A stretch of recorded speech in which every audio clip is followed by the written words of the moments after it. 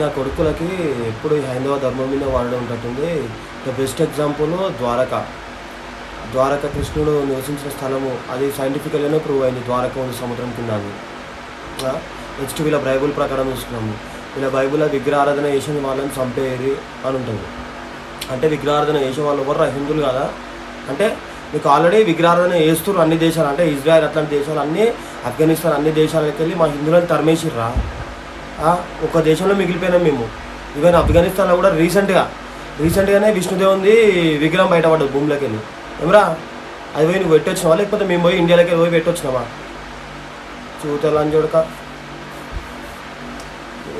మీ Bible ప్రకారమే విగ్రహాలను చేసే వాళ్ళని చంపేయాలి అది అని అన్నారంటే మీరు ఎంత స్క్రిప్టెడ్ చేసుకుర్రా? అంటే మాది ఆల్రెడీ ఉందని మీకు తెలుసు.